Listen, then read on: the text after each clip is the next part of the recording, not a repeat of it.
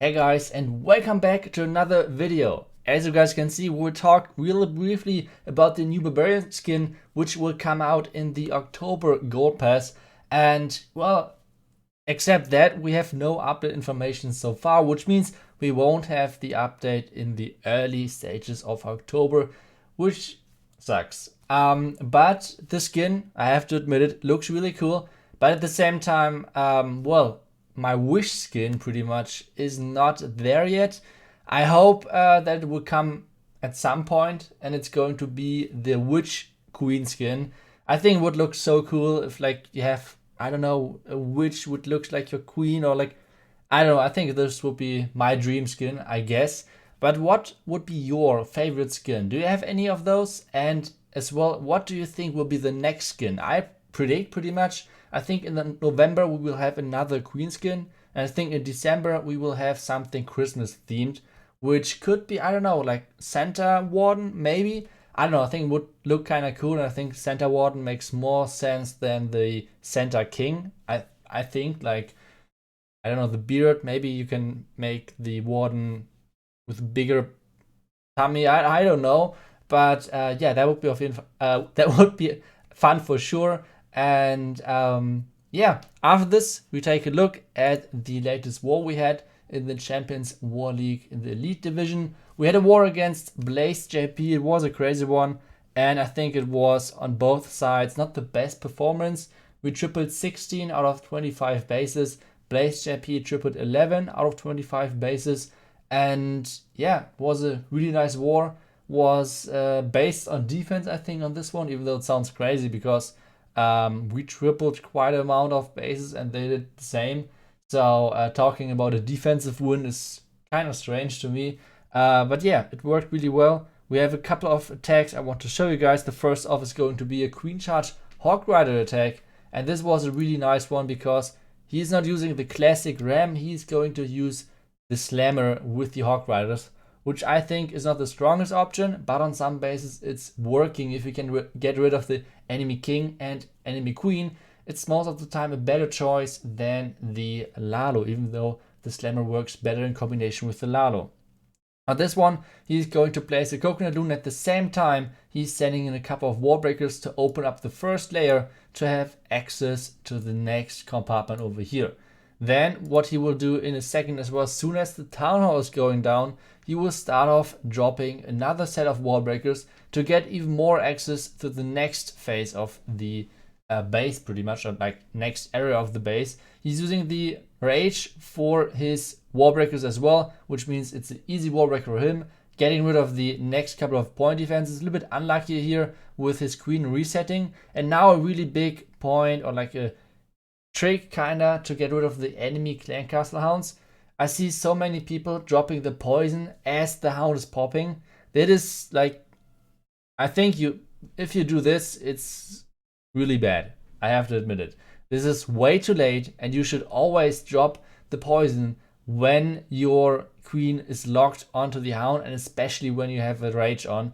When you have a rage on, it's totally fine for your queen, and you won't have any issues. He needs to use the freeze to get rid of the enemy queen, and from this on he's using his Hog Riders in combination with the slammer. He used the king. I think in my opinion the king was pretty much swagged because he walked the wrong way. I think he was supposed to take out the wizard tower over here, but with having so many Hog Riders and not that many perfect Springtrap locations for his hogs to go through, it looks really good. At the same time, his king is already doing the cleanup job. Meanwhile, his queen is dying, and sadly the healers are going over to the wizard, which isn't happening too much. But yeah, we have so many Hog Riders alive that it doesn't really matter at all. So we have all of the hogs coming into the last part of this base, even though we have quite a few of them getting springed away. But yeah, like there are so many Hog Riders coming into the last section of the space.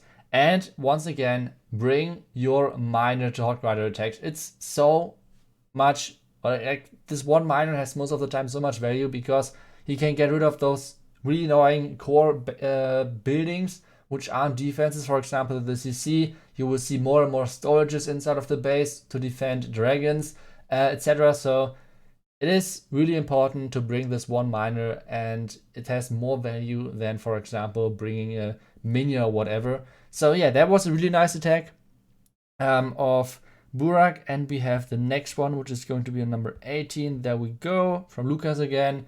And this guy is completely crazy with his CWL. So let's take a look at what he's doing over here. And what we want to do as well is to take a deeper look about clan castle positioning.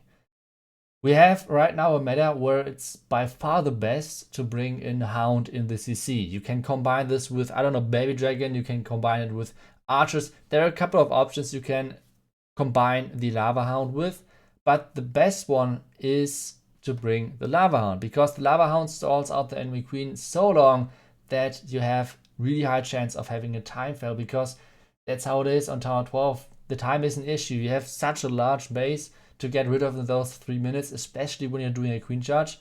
So if you have your queen, or like your CC, and it's not located even near the town hall, then you should be careful with what you're filling it with, because otherwise someone like Lucas will come by and will lure, or like will get rid of the town hall, and as soon as that's down, well, the CC can't do anything because there are a couple of archers in there, and then the hound won't even come out. So on this one, it was completely nonsense to bring the archers in there. And one thing as well, which wasn't showcased too much, the decoration bug. I think I did a base, or like I posted a base on this like a couple of weeks ago, I think.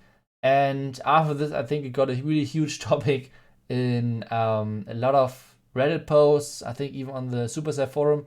And after that, Darian told something about the that they don't like how the decoration bug works, and it wasn't intended. And even though it's already in for the game forever, pretty much, I think, they have decided to get rid of that in the future, which means, so as long as it's working, I want to talk about something really briefly. We will see in the background. As soon as the queen is getting lured onto the decoration, she can shoot, for example, the Inferno Tower, which is right here, which normally the decoration should deny the access to the Inferno Tower for the queen. So the decoration bug has to be tested, and it's not working always. That's really important. But I think for that, it is a good thing that it's getting removed. I don't know. But yeah, so we have one more attack, and this is going to be on the number 11 base. Let me check it out. And it's going to be once again CWL. CWL right now is super strong, especially we have more and more people exploring those weaker bases. Let's put it like this.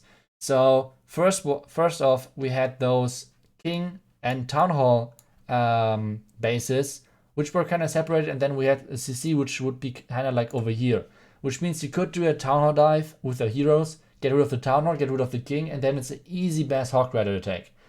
But with having the bases change and the traps getting better against Hog Riders, etc., and the small Hog Rider nerf, even though I think it's not a too big deal, we have the CCs coming closer and closer into the, or next to the town hall, which means those Suis for the town halls are getting harder and harder, which means not that many people are doing those mass Hog Rider attacks anymore.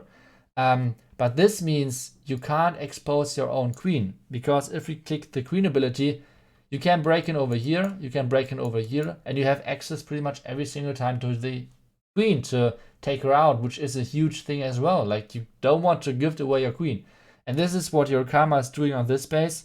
He's doing a nice funnel over here with the king on the other side, and then getting into the base with his queen to first off get the Inferno Tower down and the enemy queen and the air defense, which is a huge value for all of this stuff. So let's see how this works.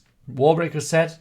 King is going again onto the outside after the wall is broken, and then the queen is going inside. King is all the time tanking the expo, using the queen ability in a second to get rid of the expo and the enemy queen.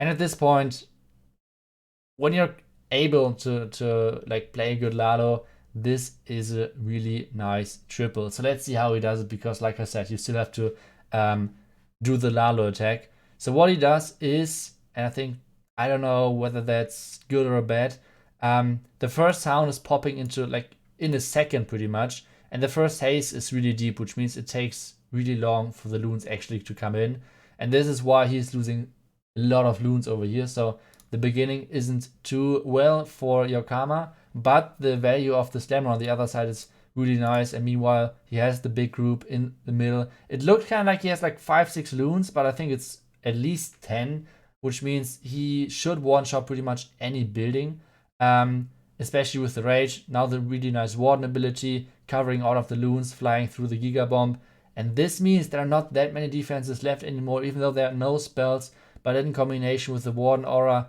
this is going to be really nice triple. And like I said, if you're gifting away too much value, it's just getting too easy with those Sui attacks, I guess. And I think that's one of the strongest options you have right now as an attacker if you're capable of Mass Hogs or the LaLo after that. But this was a really nice attack by your Kama, and this will finish up this video. I hope you guys liked all of the attacks, and like I said, give me your opinion. What should be the next skin? Do you like the Barbarian skin, like the Skeleton King? I think it could be the new best skin in the game, or like the new best looking skin in the game. I like it a lot, but at the same time I think the P.E.K.K.A. King is the second best, so it's kind of sad that it's for the same hero.